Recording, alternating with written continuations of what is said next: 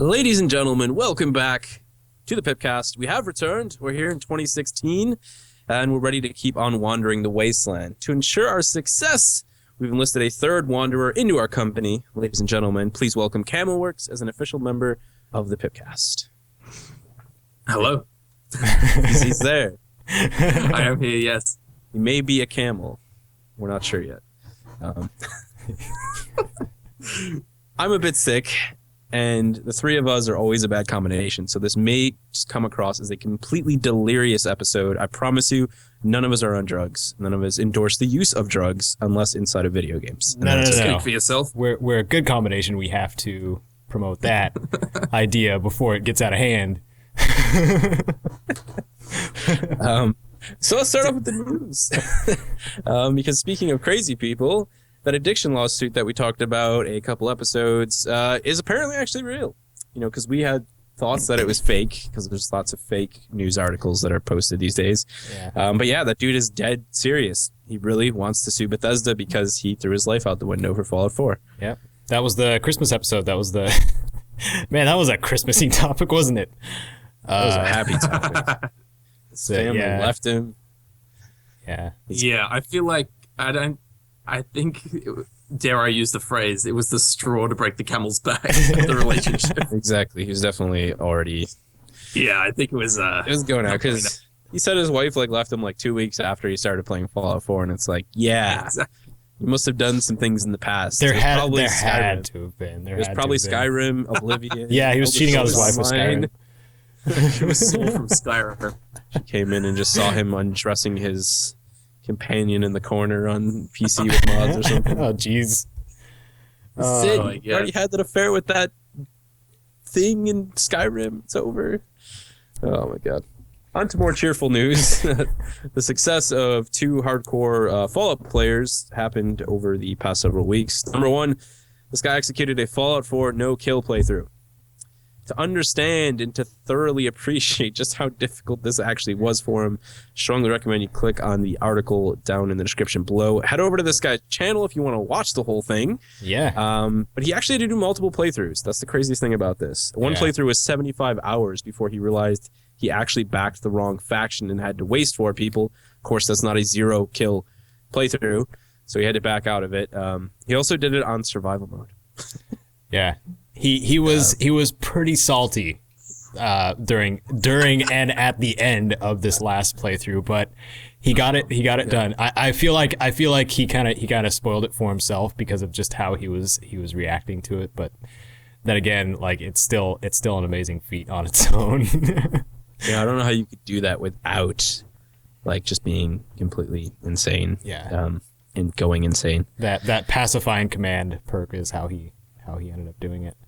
He also wants to try. He's a very small-framed looking man with an incredibly deep voice. It startled me. Oh, yeah. It startled you. It startled me. It should also be mentioned that the no-kill means he couldn't die either, right? Yeah, no. I think that may have been a part of it, too. Maybe. Crafting better.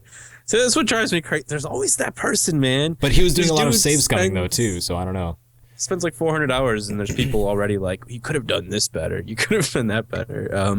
I think the better point of this is they interviewed him, and he actually told the guys at Kotaku he'd love to ask Todd Howard why pacifism is so difficult in this Fallout.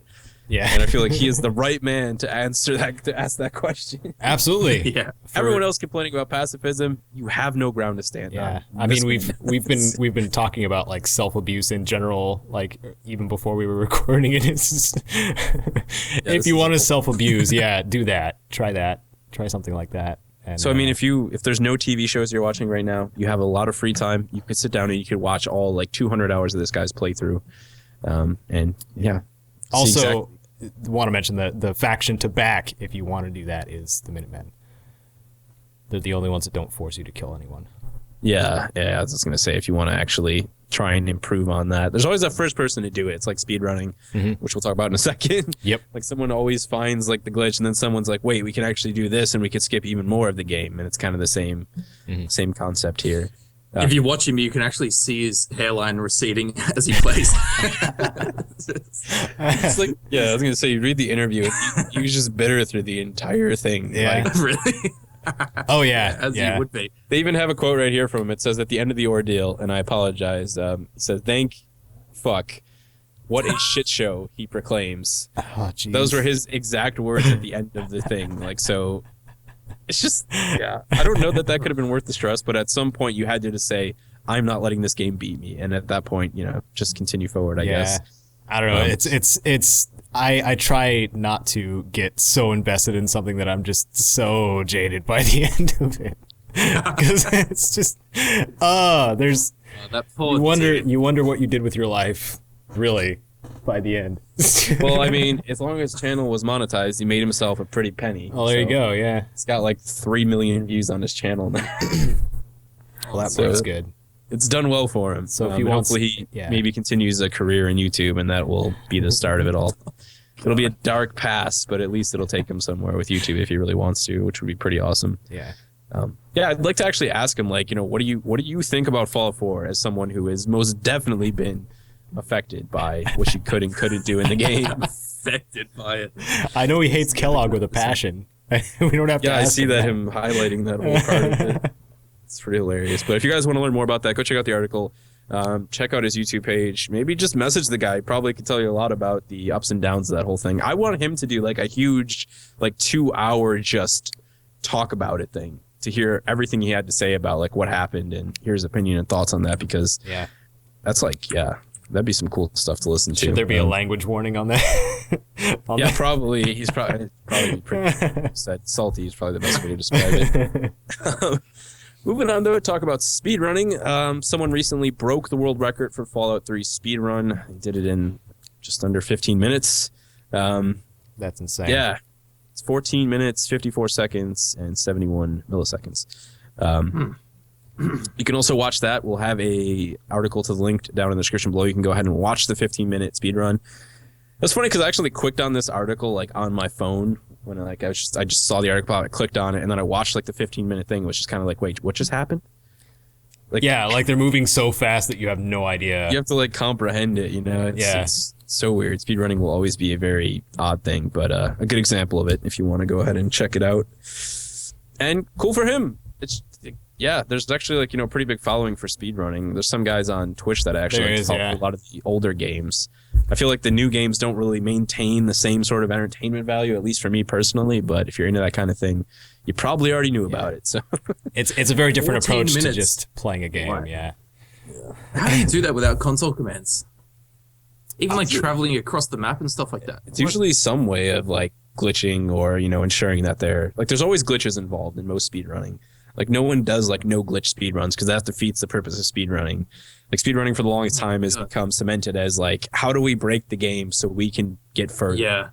There's a dude actually for the big stream they do every year to raise money for cancer and stuff like that.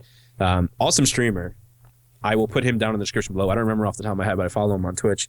And he streamed the Ocarina of Time, I believe it was, blindfold speedrun. Yep.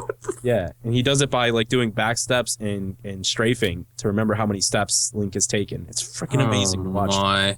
And he's so positive about it the whole time. Like he's not a salty man at all. He loves it. You can tell he loves doing it. When he makes a mistake, he just puts a smile on his face and then just goes for it again. Like so awesome. Nice. So check that out too. Let's go ahead and talk about the challenge for this week. As you guys know, last week we started challenges. Hopefully some of you guys managed to shove some raiders into some shopping carts. If you did, be sure to go ahead and share that with us down in the comment section below. But I got one for you guys this week that I thought of that I haven't actually personally tried, so I can't tell you how many you could do. And depending on the difficulty level and the level of your character and your stat bonuses, this is going to be harder or easier. But I'm asking you to find out how many one-shot headshot kills you can land in succession. So you can do this on easy mode, and then it's a matter of how many heads you can line up if you're the right build character. Or you can do it on the harder mode, and it's a matter of how many of the right squishy heads you can line up. Nonetheless, I feel like that's a pretty awesome challenge. Give it a go. Yeah. Let us know how many you get. Share a small video, link it on YouTube, send it to one of us. Does not matter. I don't know if I mentioned this trick before we went on a holiday break and junk like that. But I learned about the penetrator perk in depth, if you know what I mean. No, okay, so you get the penetrator perk. I'm still sore from it. Right? So I learned about the penetrator perk. Like, it's cool to be able to shoot through cover, to hit an enemy for, reduced accuracy. And then, of course, you can, I think it just takes away that modifier, like if you rank it up further. But the penetrator perk doesn't just work with cover. It makes your bullets travel through just about anything, including people. So you can actually get a double headshot or multiple shot if enemies are lined up properly and you hit the one in the back. So it's really, really cool and very satisfying. If you can. Biggest, baddest sniper rifle and line up some. Yeah, I was doing it with my 2-shot 50 cal. It's pretty amazing. It's a Call of Duty quickscope double headshots there, except in Fallout. Pretty much. Dude, well, it happens. I don't know if anyone's seen the for Fallout 3. I did a video on the pistols and the opening scene. I targeted this guy's head in VATS, and as I went to shoot, 2 guys walked in front of him. So it was like the planets aligning, and I was trying to shoot the dude at the back, and it's just 3 heads in a row exploding across the screen. Ultimate collateral. That's awesome. It's so good. Yeah, there was one other trick I learned about it too. Oh, the sentry bots. You know how their weak spot is usually covered until they're on the cooldown state, right? Yeah.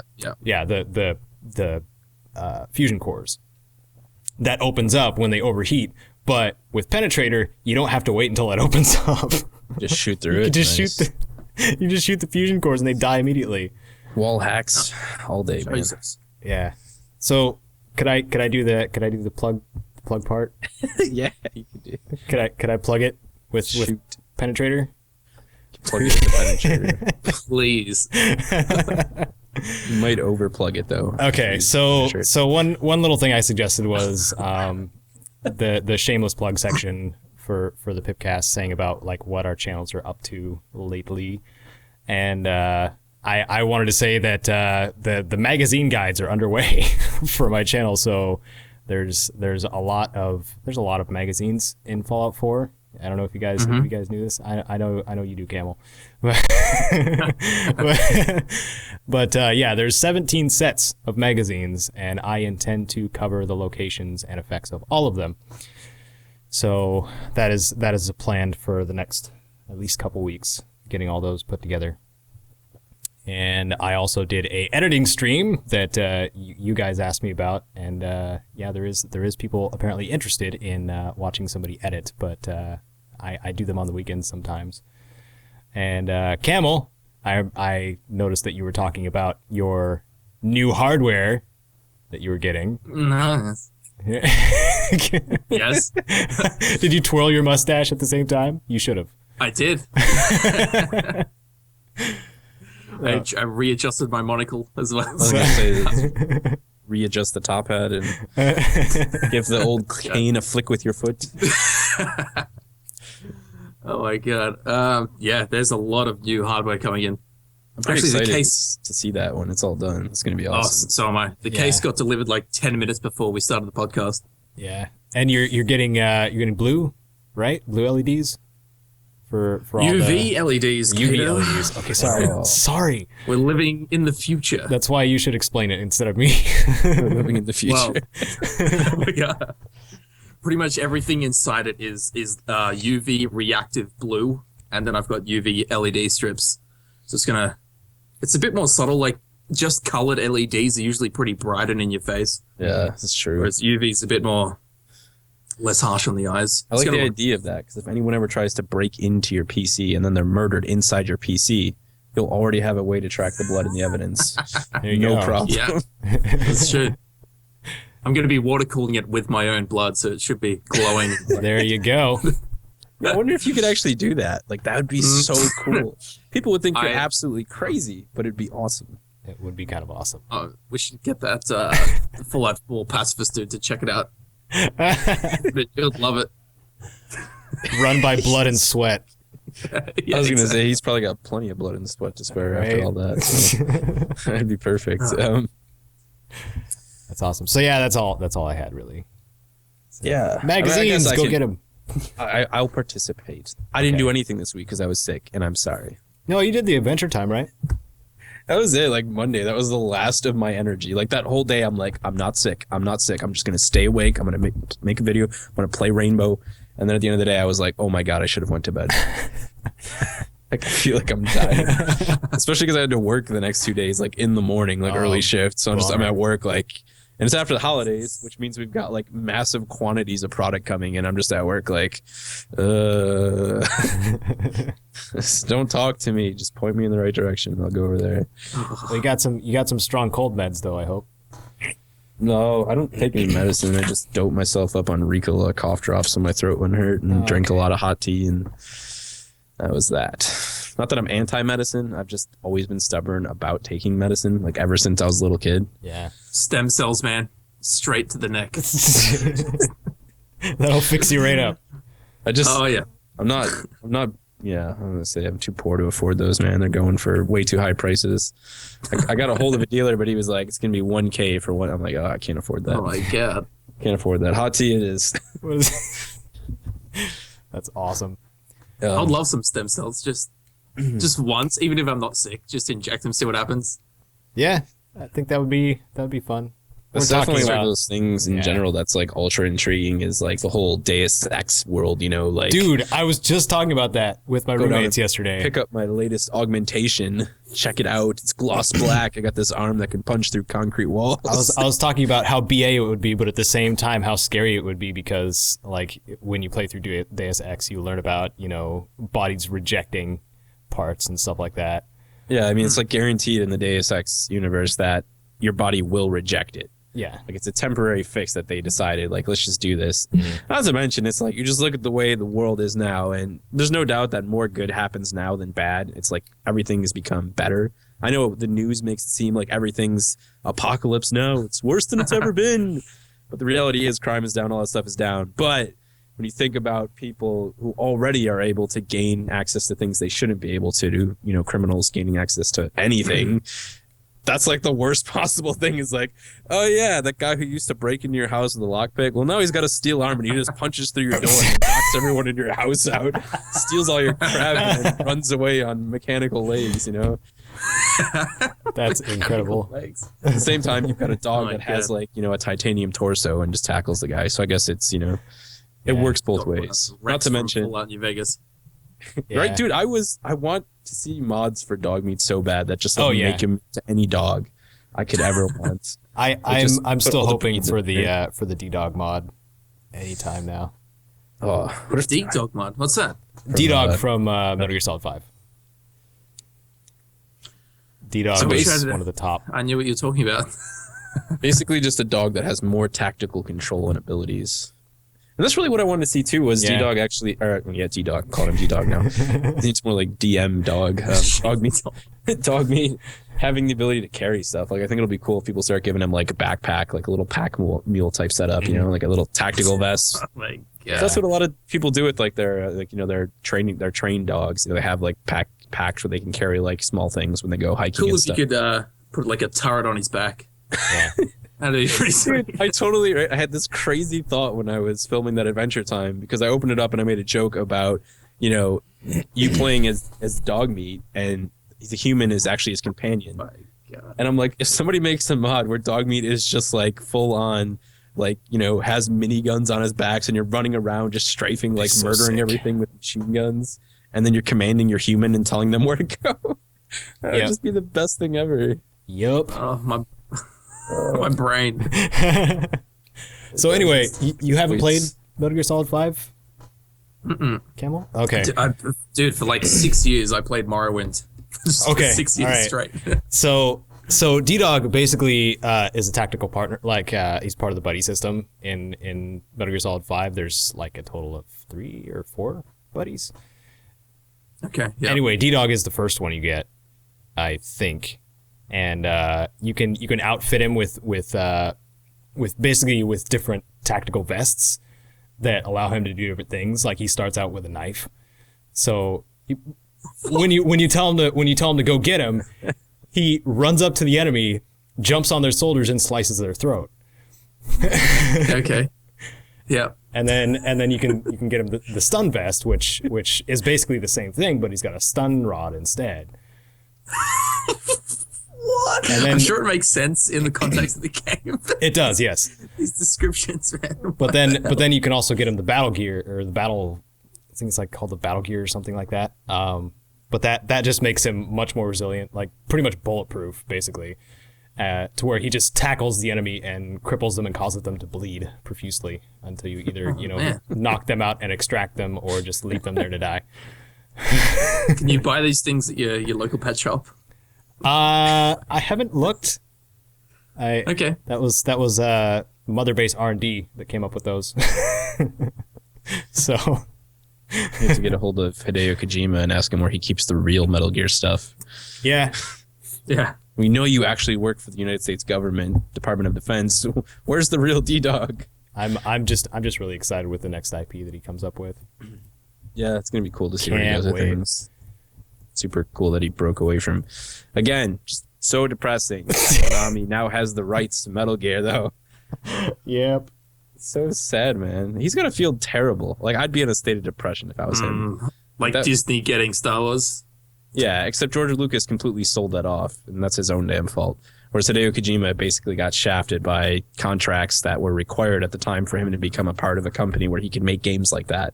He never thought it would devolve into them. Not just shafted for the franchise, but shafted in general for the last several months.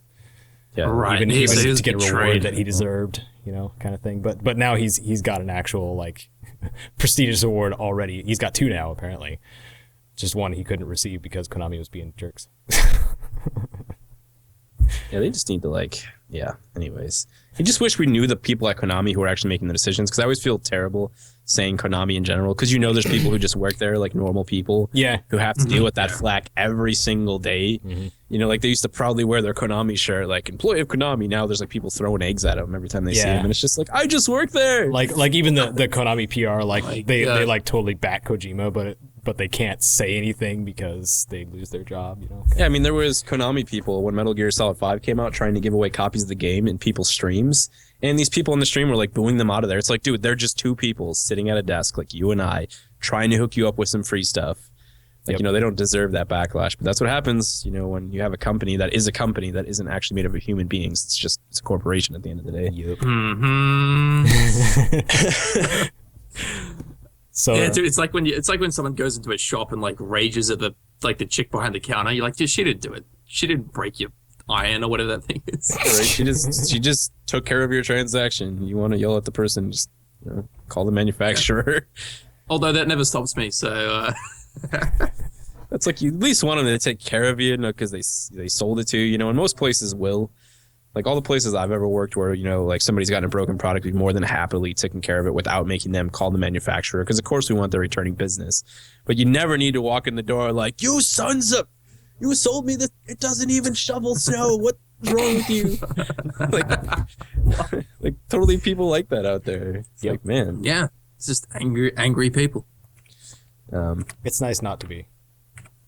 It's very nice not to be. There's actually you guys know that Morgan Furlock guy? He did that Super Size Me documentary how long ago?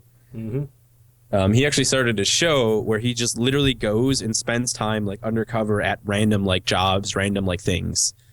And it's like the perfect thing that I've always felt like the rest of the world needs. Like if the world could get a taste of what it's like to actually do all of the different individual jobs, then people would respect those people more, and we'd respect each other in turn a little bit more. And that's like exactly what the whole entire show is. Gaining perspective of the other side. Exactly, which kind of part of the reason why I do the streams. Fairly easy if you just, take 5 minutes to learn about somebody, but most people can't be bothered with that. I mean, if you guys ever wanted to do it, I highly recommend like video. Any content creator, do behind the scenes stuff. People actually probably dig it. I say people actually ask about that stuff. Yeah. I've had people ask, like, can you show us how you make a YouTube video? And I'm like, it's pretty boring, but it's interesting to them because it's normal to us, but them it's just like it's totally unmarked territory. It's like people watching how a certain candy's made. You just want to know because you want to know. It's interesting. Wasn't there a show called How It's Made? And factories and stuff like that. That stuff was crazy, man. I was gonna say, and then you don't want to eat half the food because you're like, whoa. It looks so. They just pour like vats of like sugar powder into giant barrels. Right? Like it looks okay when you make a Like, cake, like, make a cake in your house, but when you see them make like 1,000 cakes in a factory, you're like, that's that's disgusting. Like, look at all that chocolate. That just looks like something went wrong. Oh. So we're gonna go to favorite locations. Yeah, so let's actually discuss some Fallout stuff. So we're going to continue the whole favorite locations thing. Of course, now there's 3 of us, so we'll probably finish most of the locations even quicker, but get 3 different perspectives, which is extra awesome. So I guess I'll start with mine. I was going to talk about this last week, and I didn't because I ended up talking last minute about that other thing, Shaw High School. That's right. Jamaica Plains, more specifically, the time capsule thing that you can discover. There's literally like nothing in there of any value, but I think that's what made it so hilarious. Is that the biggest thing is if you go to the janitor for Jamaica Plains, he gives you this like outside perspective of everything that was happening right before the bombs dropped, like with this time capsule. So you look at his reports and he's just this old guy like, oh, I've been doing this for 18 years. They really like me here. They threw a party for me. It's just like, geez, I can't believe I spent my whole life in this basement. But he's happy about it. But you as the outside person are like, man, this guy... That's rough. Yeah. But he loved his job, and that's all that matters. If you love your job, that is really all that matters. Yep. So he's going through like, I just need some money so I can fix this leaky pipe, like the same leaky pipe for the last 50 years. And they can't come up with any money at all. But all of a sudden there's this big project, and the mayor's like, we have to build this crazy room. It's for the future.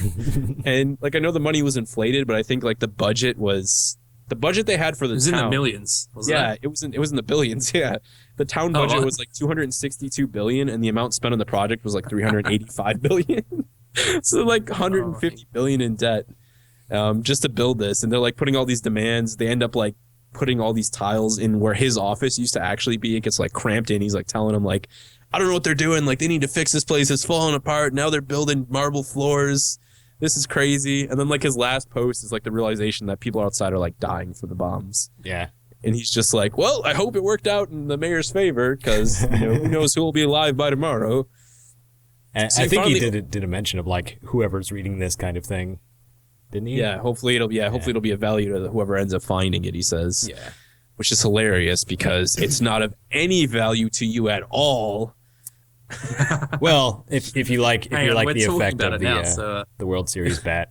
Yeah, if you want a collectible. But you open it up, and there's stuff in the time capsule that you can still find outside in the regular world. Like, it's still existing. Yeah, the only thing that's actually unique to it is the World Series bat.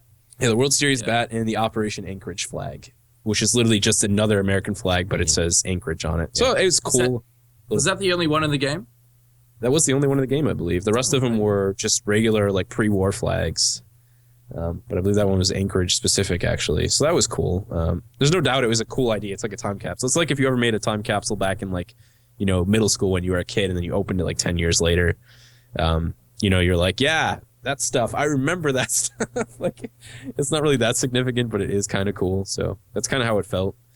I was happy and disappointed at the same time when I opened it up. What is it you were going to say, Camel? Was I going to say something? Yeah, you were going to say something. I just about had the idea of. I was just going to say, I want to make a time capsule that's just like a giant Jack in the Box. Oh, great! Just dig it up, like, oh my god, what is this relic? Like it's a time capsule, and they open it and just get smashed in the face. Oh, dude! Like a giant boxing glove on a spring. Or something. That's it. I think that would be really great. That's the thing. It's like the value of the time capsule completely changes depend on, who opens it and when. Mm-hmm. like maybe someone in the future, like eats baseball bats and they're starving to death and they open that up and they're like, baseball bat, I'll live another 3 days. And maybe somebody at some point in time really needed a Jack in the Box to punch someone in the face. Yeah. There you go. Some people do need a good old punch in the face. Yeah, exactly. It might help them. That's awesome. Yeah, I picked up mostly everything in there because that's just how I do things. But there's some junk items in there that are pristine, which gives there's definitely stuff more components. But I'd say the camera in there. But it's stuff that you can totally find elsewhere, especially like in the Institute. Like you get a whole bunch of pre-war stuff. I actually went back there and I dumped stuff in there, and then I closed it. I'm like, maybe someone in the future will come back and they'll find these 3 fat men that have modifiers that I don't care about, and they'll just be like, yes. There'll be some little kid in the future like, look at this potato cannon I found. Really, it's a fat man. I think one of the biggest things about Jamaica Plain was the meme or like the little GIF file that was the laser grid being set off by companions constantly. Oh my god! Yeah, I'm just getting gunned down within seconds. Dude, I just clicked on my companion in the console and clicked disabled. Just made them vanish from the game forever. It makes me wonder, just like what kind of adversaries were they expecting to open a time capsule that had like just that stuff in it? Like, you know what I mean? Just looking to spend money.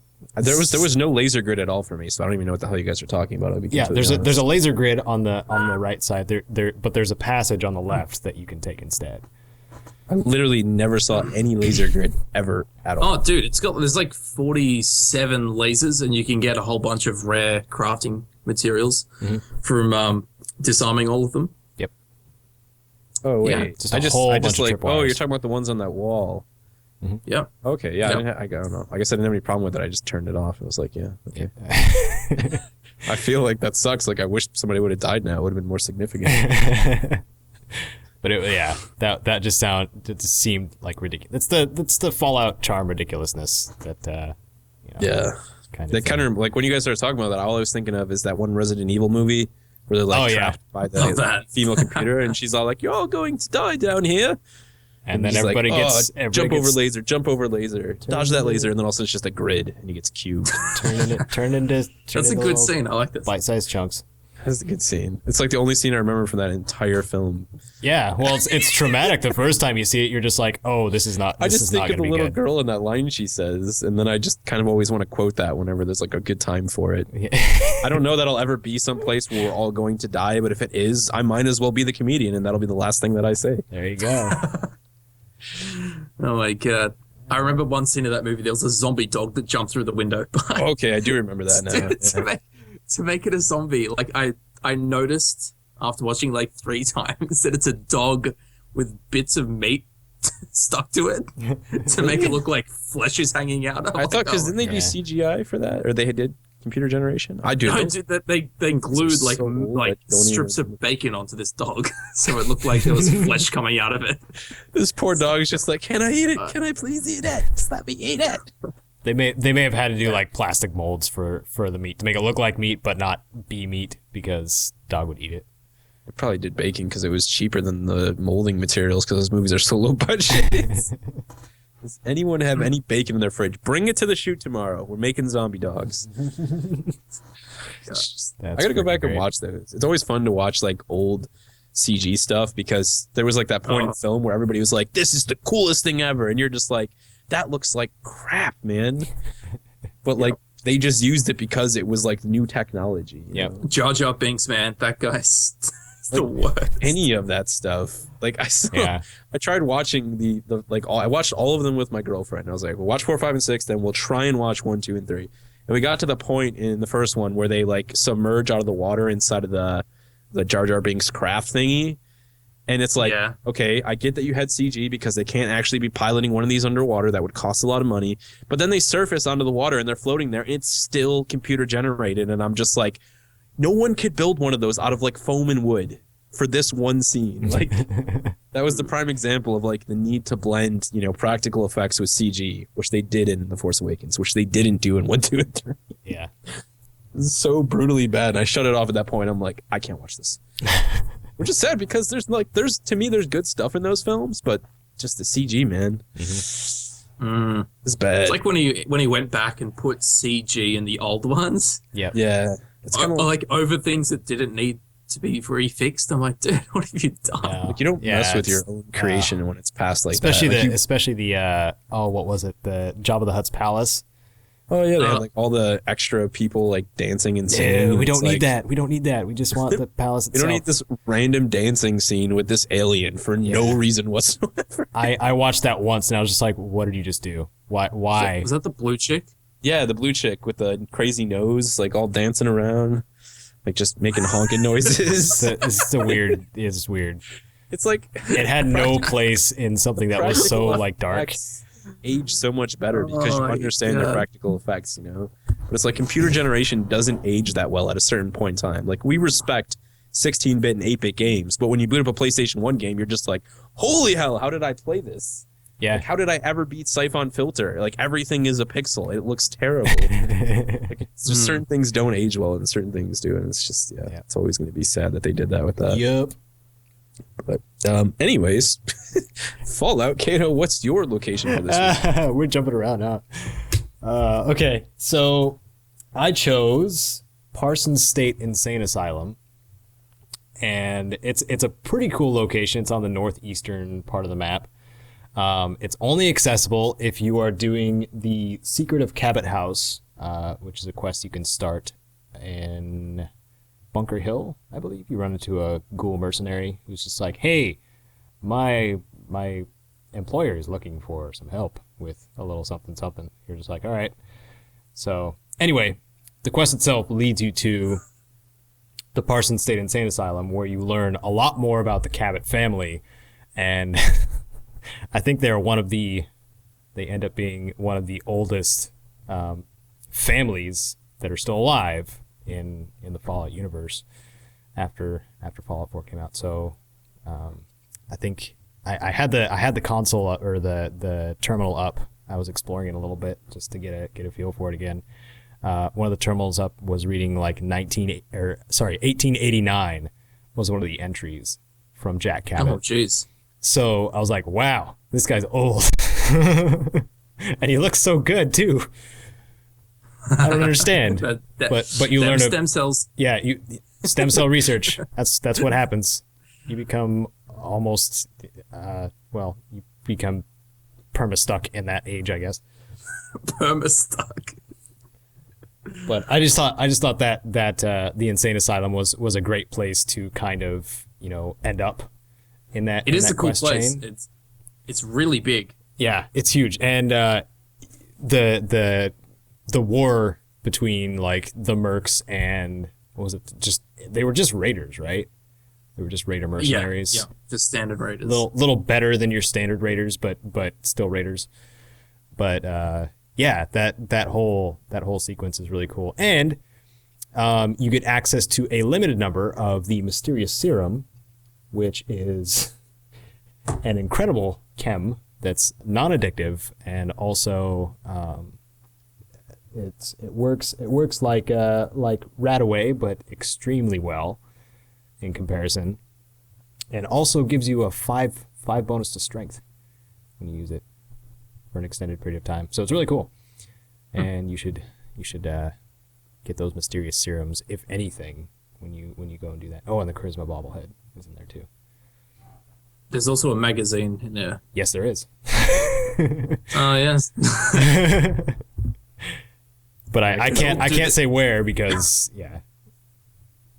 Excuse me. it's deep in the. Are you okay? Yeah. Okay, so it's deep in the underbelly of the Insane Asylum, but you also learn about the previous patients that Jack Cabot had, and lots of interesting backstory type stuff. You also go by the patient's cells too. Like it's very thematic, the direction you're going. You start questioning everything because you're going through a mental institution while you're trying to help out Jack with his endeavors, and you're just like, am I really doing the right thing here? When you do go through it, is worth looking into the patient cells. Some pretty interesting stuff. Yeah, it is. Yeah.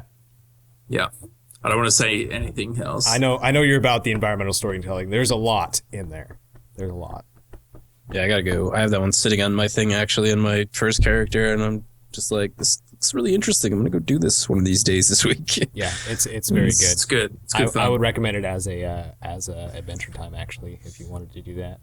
Yeah, I think I'm gonna start skipping back and forth between my characters, because it's funny. I was like, this is gonna be great adventure time, new year, man, new character. I started playing my new character. I'm like, I hate this. I can't kill anything. Everything murders me. I want my old character back.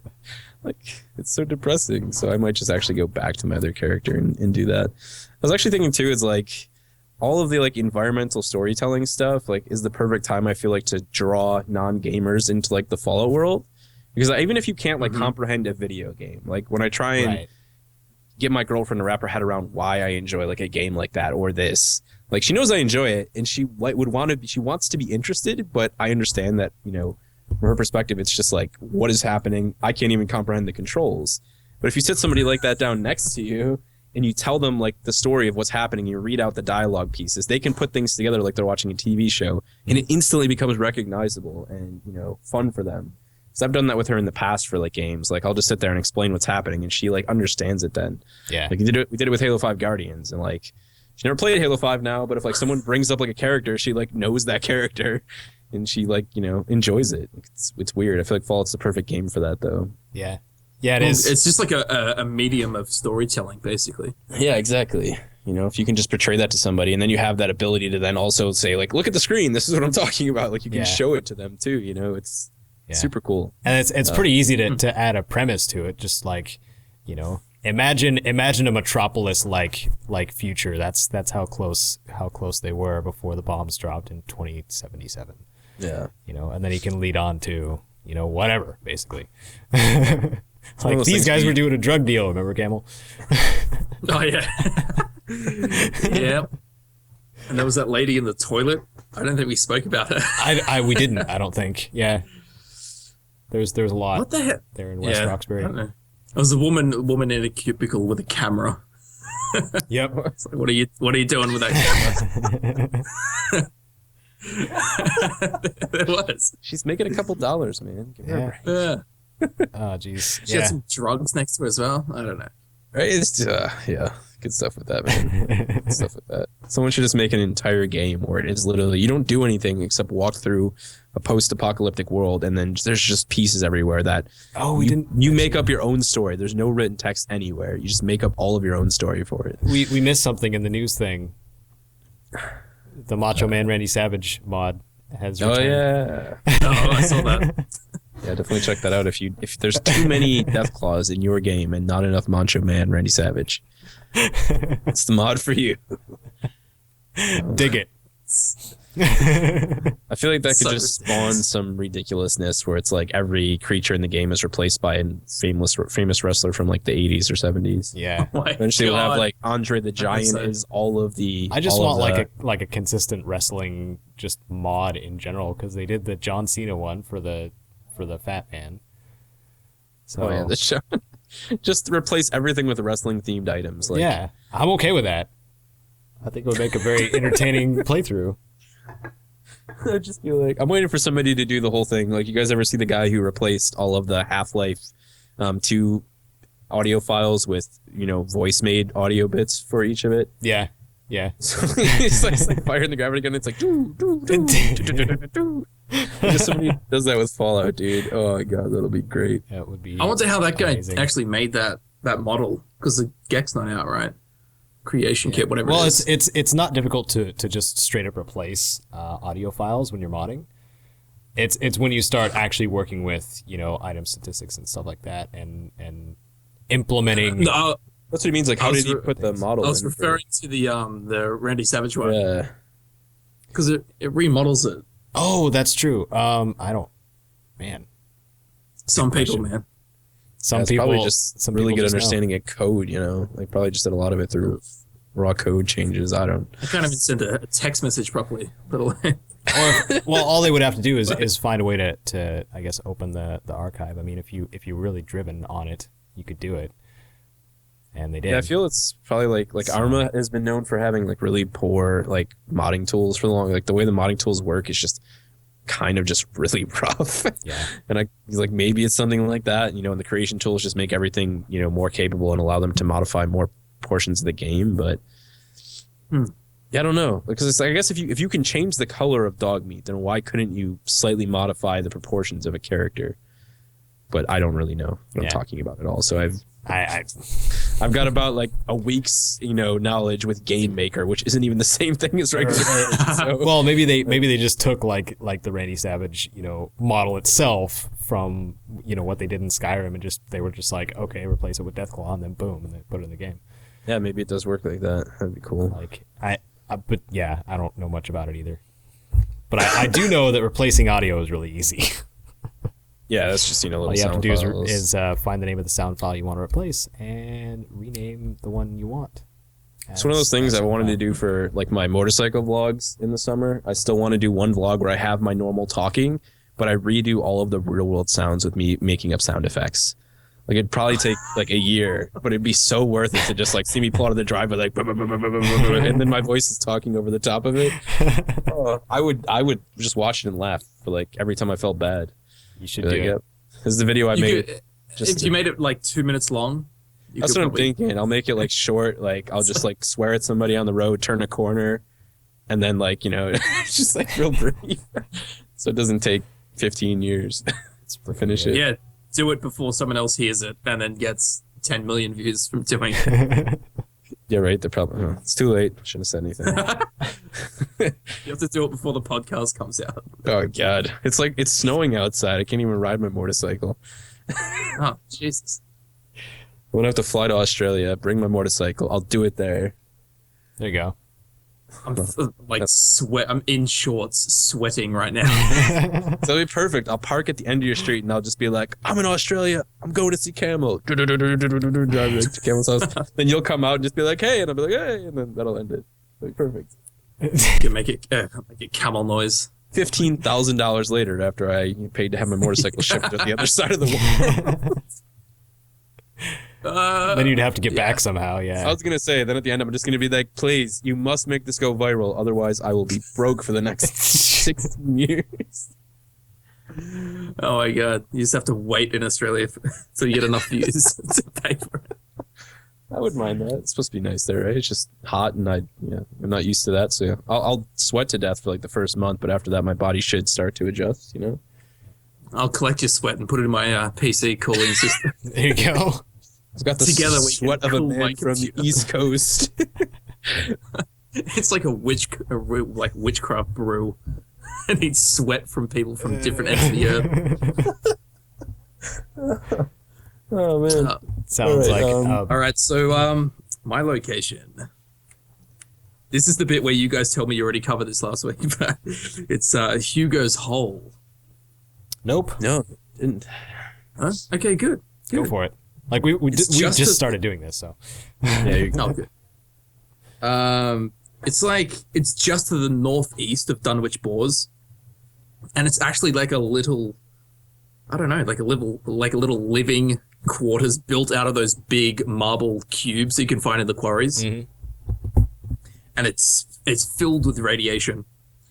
I don't want to, as you approach, keep an ear out because you'll hear something. I don't want to say what. Yeah. But you can find one or very few hazmat suits, the ones that give you radiation protection. So it's definitely worth heading there to get that. And there's also a collectible robot model kit. Yes, Mr. there Handy. is. It's almost as if you know this, Kato. Well, yeah. I'm aware of Hugo's Hole, and also the Dunwich Boars not going down into that watery pit with power armor kind of thing. Yes. Don't do that. But yeah, Hugo's Hole. It's really small, but it's definitely worth checking out. And there's also a holotape you should listen to. Yeah, it's more H.P. Lovecraft goodness.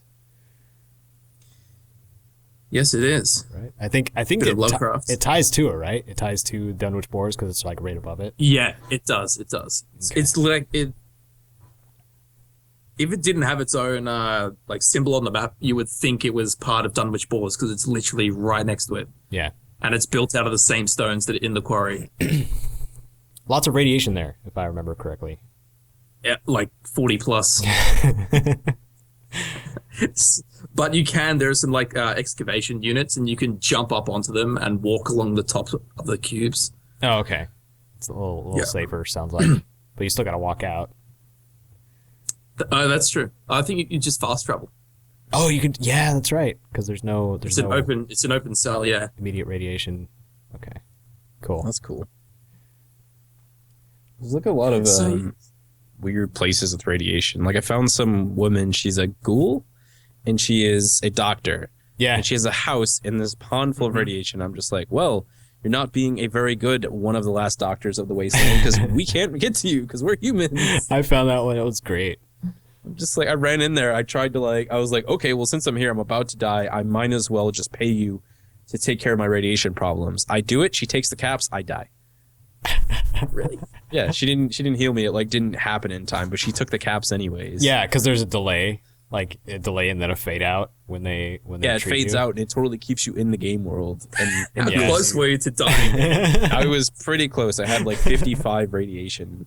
Oh, that's funny. On the thing, and it was like my whole bar was red. I was like, because I was like, oh, I can hang around here for a little bit, right? I'll be fine. No power armor, no anything. And then all of a sudden I'm like, oh wait, I'm actually dying. Oh, she's a doctor. This is perfect. Oh, never mind. Yeah. I didn't go back to her. She won't have having my very, service. Very ironic. I'm pretty sure that's an unmarked location. I won't be going back to her. She can find some other human to. Very ironic wasteland doctor. Probably primarily just for ghouls. Yeah, I mean, I guess it works that way. Like nobody who isn't.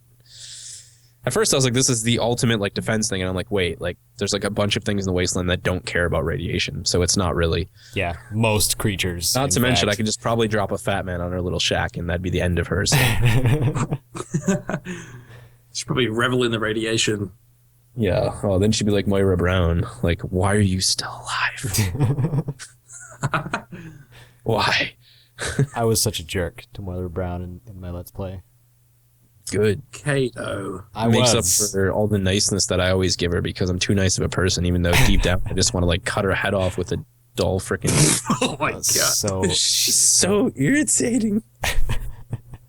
So what I did is I blew up Megaton, obviously, and Moira Brown was ghoulified, and I told her basically all of the negative, because well, she's an unstoppable optimist when it comes to anything that could potentially kill you. So she was like, "Do you know of anywhere where a ghoul like me can hang out?" No, and I was like, "Yeah, you're done for." And she's like, "Oh, I heard about this Museum of History. Maybe I'll go there and see if I can." It had nothing to do with the fact that Underworld was there, but anyway, so she moved to Underworld. And then, towards the end of the Let's Play, I went over to Underworld, and I wanted to get the Dream Crusher perk before I beat the game. So that was the very last thing I did before the end of the game. So I went to Underworld, talked to Moira, and then convinced her to stop writing the Wasteland Survival Guide. And got the Dream Crusher perk. Oh. So as a result, you get an extra resistance to enemy critical attacks. I think it's 50%. It's a lot. And her repair skill increases. Huh. Oh yeah. So it's still got a good reward if you don't get that. I was gonna say in the end she still ends up being more effective. Kind of thing. Man, you just keep trying to put her down, and she just. I guess she is the primary example of positivity. Yeah. So I would guess that you can probably try to kill her at that point because there's no quest tied to her after that. But yeah, I wonder if it would work. I wanted to remain friendly with the rest of the ghouls of Underworld. So and it's hard to do if you just kill somebody just in Underworld. Yeah. It's not really the place. If it was Good Neighbor, you just chop a guy's leg off. No one cares. Yeah, it kind of seems that way. He kicked me with that leg, so I chopped it off. Okay, that's fair enough. Yeah. That's what they would say there. Yeah. Just the fact that you can run around, during the Silver Shroud quest and just murder people and no one cares. I'm just like, yo, what? This is okay here? This works, I guess. Fallibility is on end. Sounds like Tortuga from Pirates of the Caribbean. Kind of does, yeah. Yeah, Pirate Town. Very much so. And Rocco's people being thrown off verandas and stuff.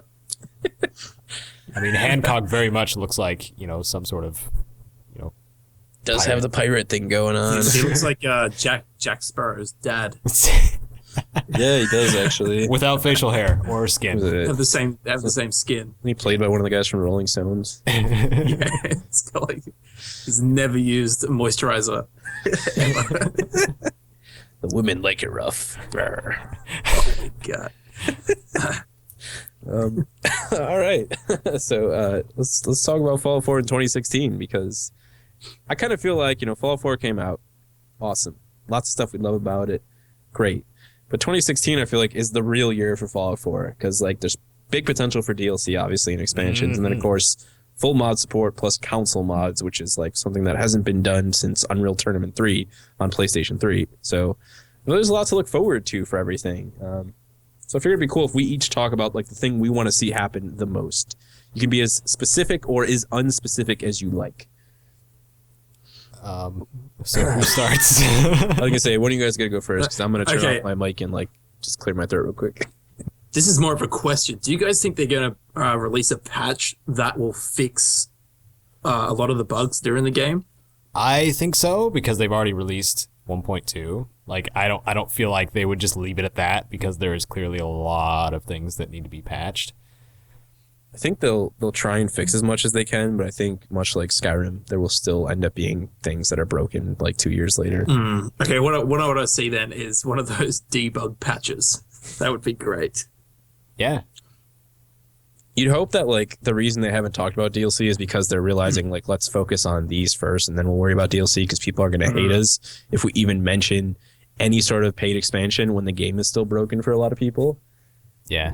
There is actually a significant number of people, especially on PC, who are having serious issues with different hardware and software. Yeah. And that's just no bueno. I get that you can't always, build for everybody's individual setup. But when you have someone running a perfectly acceptable AMD GPU and the game's 30 frames for them, you need to sort that out. Yeah. And then when someone can't get to the game because they have a broken save on their specific rig, that stuff definitely needs to be addressed. Yeah. There is a lot of people that were having issues, especially on PC. But it's now that AMD and Nvidia are kind of on the same level now with updates catered to Fallout 4, the issues will more resolve. Plus mod support, there's going to be that one modder that just hates all the bugs so much he just makes an unofficial Fallout 4 patch. Yeah, there's going to be. Yeah.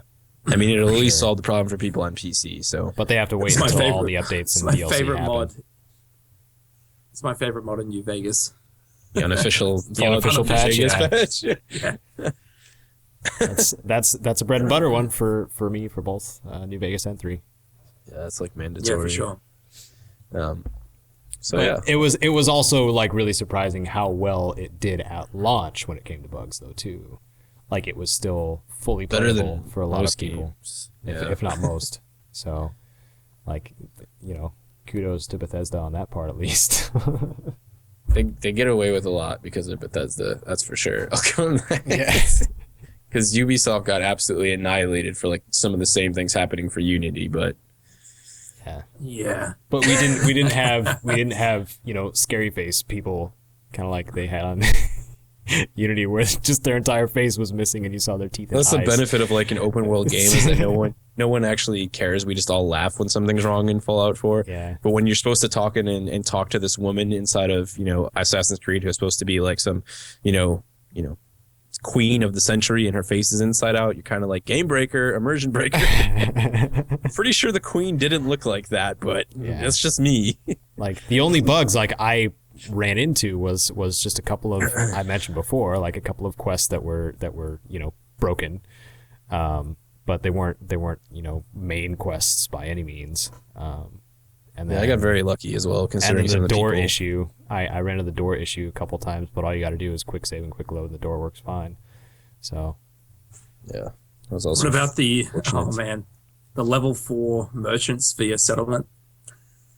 I saw that on your Ripper guide. That's bullcrap. Oh, dude, it's the most painful thing. It's very particular, but yeah, I can see that there was a lot of pain.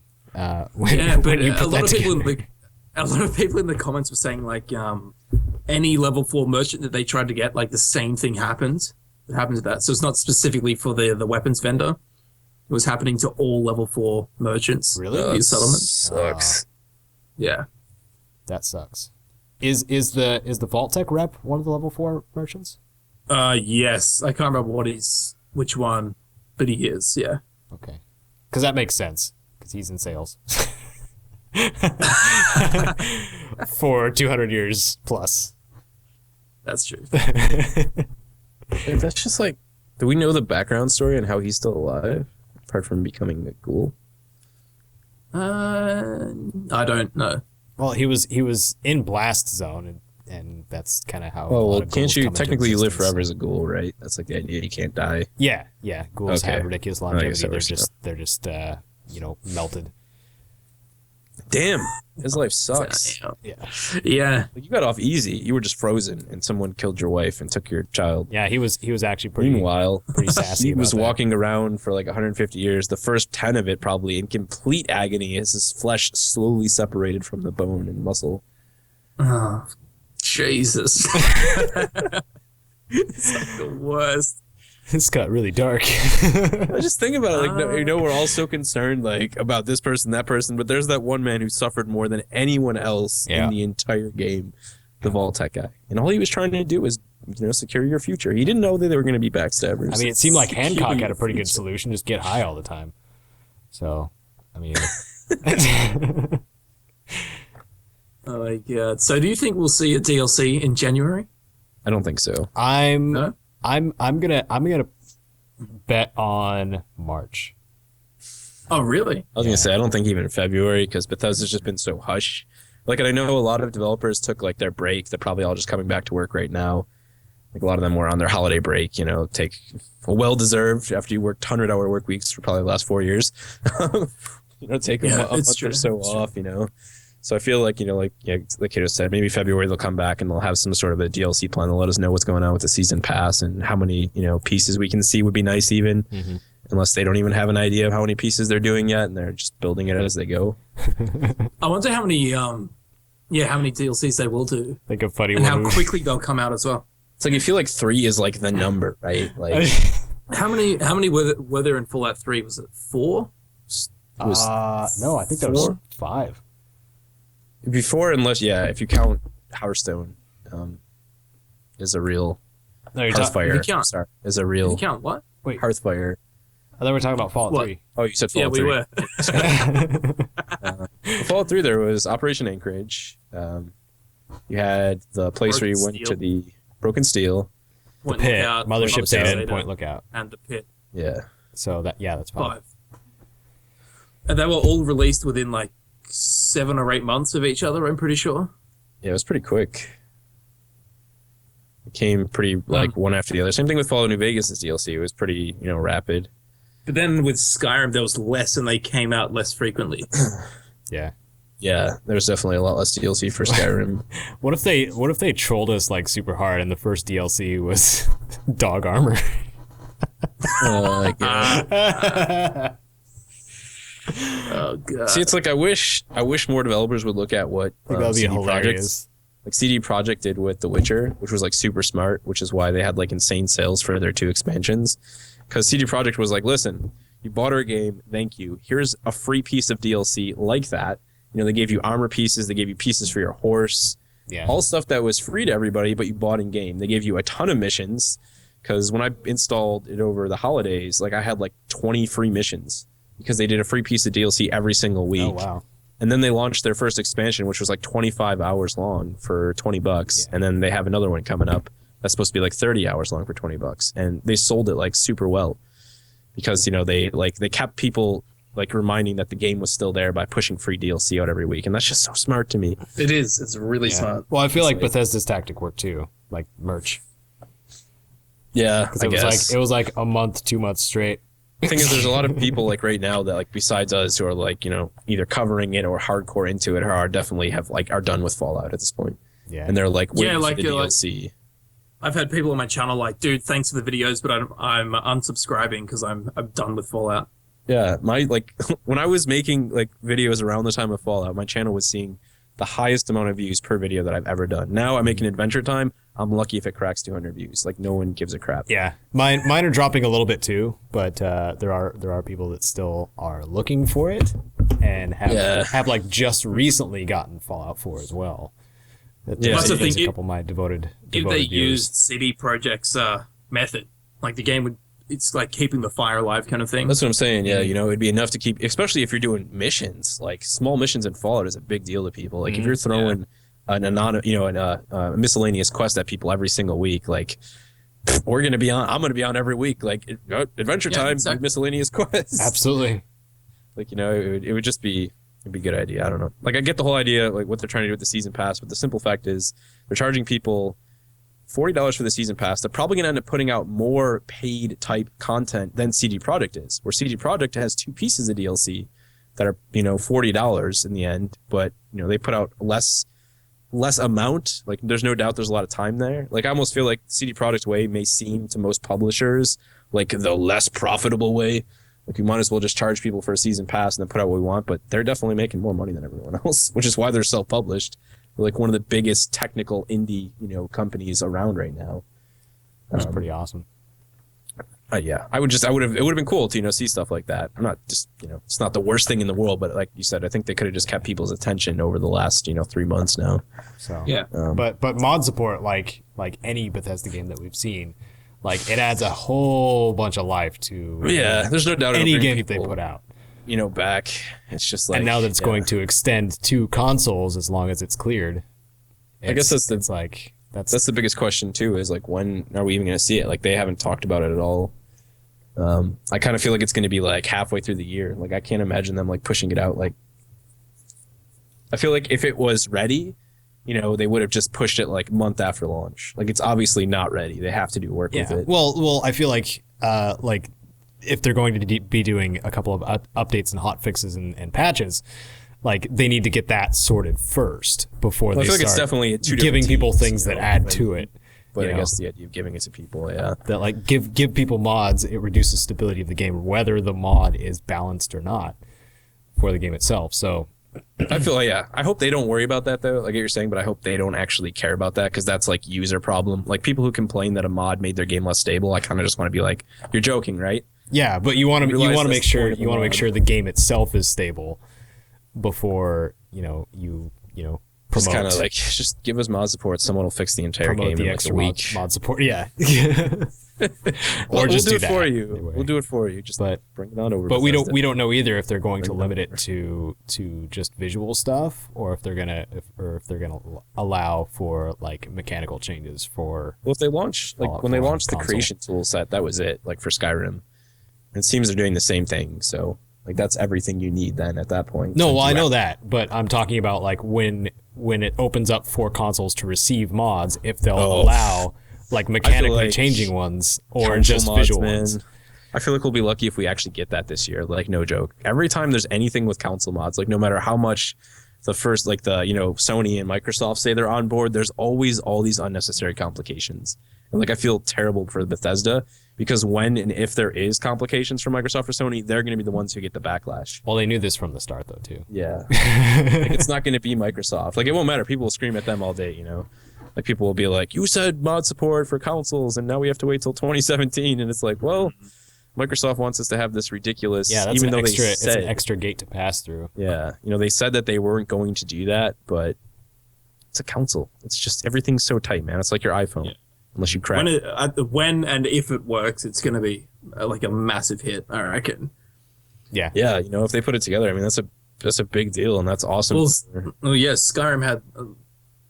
at least I think the biggest modding community. Oh yeah, of any game ever. Yeah.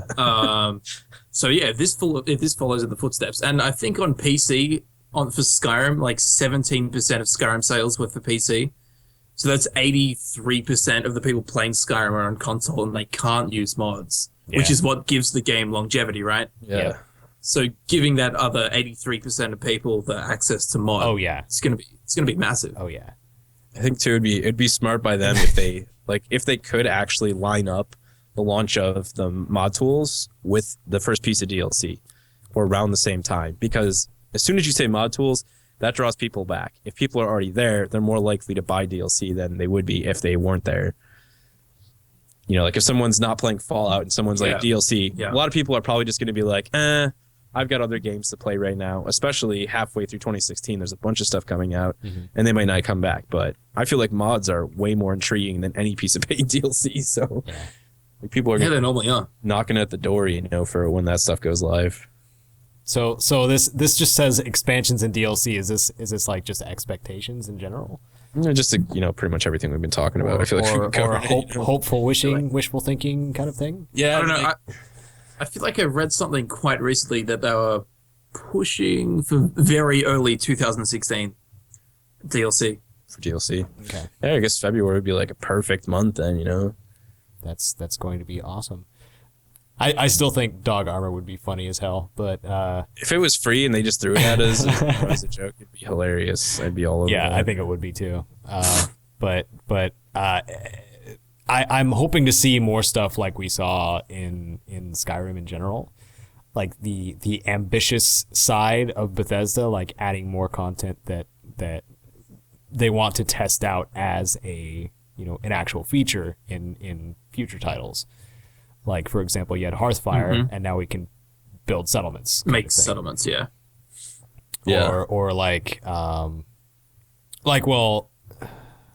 this isn't the best example because it's two completely different developers for Fallout, but they had the Alien Epoxy in Mothership Zeta, which fully repaired your weapons just whenever kind of thing instead of up to full. And then of course in Fallout New Vegas you had the weapon repair kits. I feel like there may have been some influence for that, but I really don't know because different developers. But just seeing stuff like that, like seeing how far they can expand upon it. And Dawn Guard of Skyrim, like you had not just the Vampire Lord form, but both the Vampire Lord and the Werewolf form had their own perk trees. After that came out, and that's really cool. So we might even see an expansion of perks in general, depending on any that's true, numerous things, because we're not really getting perks from quests themselves anymore. We're getting them more from books and magazines and collectibles and junk. But there might be a wild card kind of thing that adds more perks or something like that, which would be kind of cool. Yeah, I mean, at this point, it's like, when you look at like the stuff they actually did with Fallout, like exclude the fact that people like are saying they want more RPG elements and all and stuff like that. Like that doesn't make sense to expect that stuff in DLC. It's just kind of like they did a lot of stuff with Fallout 4 actually, like mechanics wise, like settlements. So I'm kind of at a loss for like where can they go next in terms of actually introducing newer mechanics. I don't think they will. And yeah, exactly. Like I don't feel like they will. I feel like they'll focus more on like let's get more content in the game. Let's give people more stories to follow. It's either introduce mechanics that they would like to expand upon, or expand upon the mechanics that they just introduced, kind of thing. So like more stuff for the settlements. Like Campbell, at one point you were talking about the wasted potential of the tattoos and the hairstyles, because it absolutely is. It's so bad. Because you get these there's 5 magazines for face tattoos, which most of them look kind of, I don't know, they're not it really felt like special. a bit of an afterthought. It's just something that was just added in so bad just because. And then of course the hairstyles are disgusting, but it's just there could be to collect. There could be more. There absolutely could be more. Like I feel like tying actual like more substantial perks to the tattoos and the hairstyles would have been awesome. They have some effect on your character. Yeah, exactly. Like you get this tattoo and it like affects you in a certain way. Like there you go. That'd be cool, especially because in like a lot of actual cultures, especially like Japanese culture, like certain tattoos do have certain meanings that are supposed to directly empower someone. Like there's tons of places they could go with that. It'd be freaking awesome. Same thing with the goofy hairstyles. I don't know how well the body tattoos would do, but I think that should have been a thing. But maybe they weren't able to due to the fact that you can change the body type of your character. I don't know. Oh no! Well, in like the system they use to create the character's body in Fallout 4 is excuse me. Oh my god, my voice. It's pretty much like it mirrors very much the body creation system from Elder Scrolls Online. Like the way you have the triangle and you make you do fatter or I was gonna say, I don't think there's any reason they shouldn't have been able to do body tattoos. There's definitely but in Elder Scrolls Online, when you make your character, there's like 20 full body tattoos that you put on your dude. All the tribal stuff. And it works for however you scale your characters to look. Oh, that's really cool. Because I know that it's a thing on Warframe now that you can have sigils that just basically mold. Oh, really? To your Warframe, actually? Yeah, they mold to your Warframe, basically. Dope. Yeah, it's really cool. That's awesome, man. So I know it's possible, but I don't know if they factored that in at all. It probably just was not even. I mean, there's such a ridiculously actual. When you think about the concept of it, it's pretty detailed thought process. Like, hey, let's have tattoos that are, it was definitely for them. It's not just an act of slapping it on. Like, I'm not trying to make it sound that way either. No. I'm saying like the way they were looking at it was probably just like in the first place, it was literally like we need to add more collectibles into the game. How can we do that? Like last minute, let's get some more magazines in there for hairstyles and for tattoos. There's plenty of magazines, let me tell you. It's like, let's just throw even more of them. So freaking many. So yeah, it's definitely like they haven't said anything. Like, there's nothing to even go off for the DLC at this point. So it'll be cool when we get like the first trailer and then we see what it is. I don't know. Hopefully it'll be awesome. Maybe a lot of it. Maybe why they're going so silent after this is maybe because they're finally taking their break and also waiting for the responses for the the actual criticisms that are out there, because there are some about like what people would like or would prefer, or the ones that are like, oh, this is not a true RPG kind of thing. It's one of those things that they can focus on and be like, okay, what can we do to make it more an RPG, or what can we do to cater to. Yeah, it'll be interesting to see if they're actually like listening to what people are saying, or if they're just gonna. Yeah. I'd be fine if they just did their own thing. For the most part, for me, it's like unless you're making a persistent like world RPG or MMO like Elder Scrolls Online, or like Destiny or something. It's like just make your game, like make the game you'd want to play. Yeah. And there's always going to be people who either love it or hate it. That's been their backbone, like their what do you call it? Their mission statement. Like they want to make games because they're gamers. Yeah, that's what any good developer always claims or says. Like this, we wanted to make the game that we wanted to play. And as much as I don't like some things in Fallout 4, am I happy that they just made the game they wanted to play and they did the things they wanted to? Yeah, hell yeah. There's no reason to like sit there and just second guess your own, design decisions. Sometimes they fail, sometimes they succeed, and that's all you can do. You can't just as long as they're taking risks. Go back and add CG to it. Otherwise they won't grow. Which is exactly why I don't actually want to see them go back and try and RPG, like more RPG the game again, because that to me that's exactly what George Lucas did. They'd be being George Lucas, like, oh, there wasn't enough RPG. People were right. Let me go add that RPG back in there. And it would just stick out like a sore thumb, It would. You just got to accept Fallout 4 for what it is and enjoy. I don't think they'll change the way the game plays at all. I feel like when it was started to be complained about, like it's not a true RPG kind of thing, like when that started happening, I was just like, I feel like I've heard this before along the release of Fallout 3. Yeah, I mean, it's a game going in a different direction than people want it to go. And like you said, Kato, if you want to play a game like that, there are games out there. There's Wasteland 2. Right, absolutely. There's Under Rail.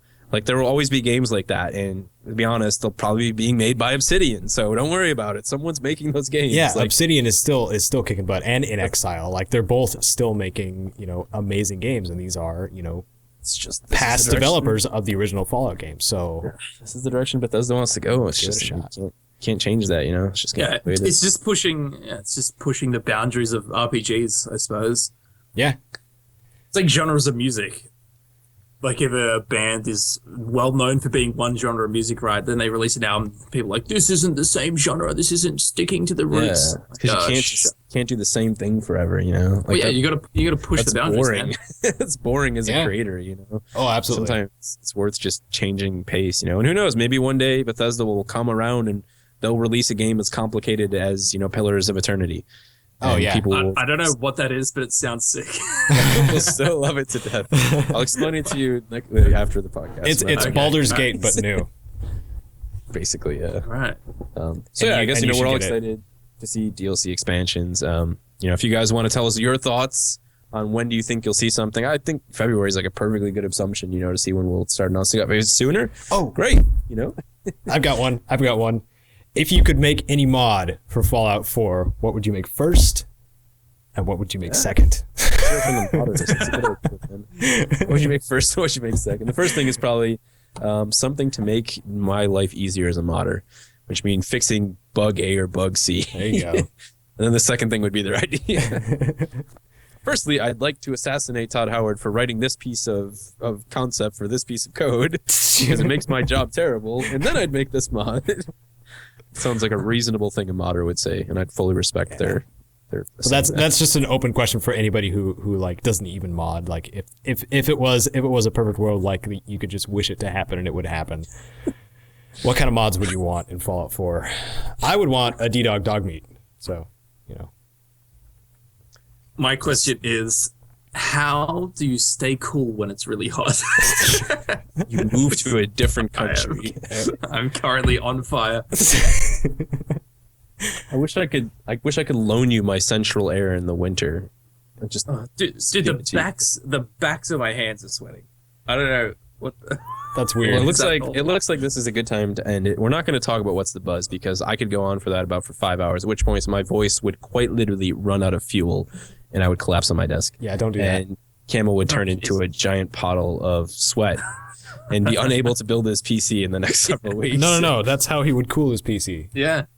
He He would just collapse over it.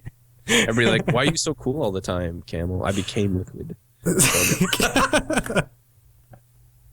I became liquid. When my computer gets hot, I just stick my feet inside of it and it cools it off. Oh my god.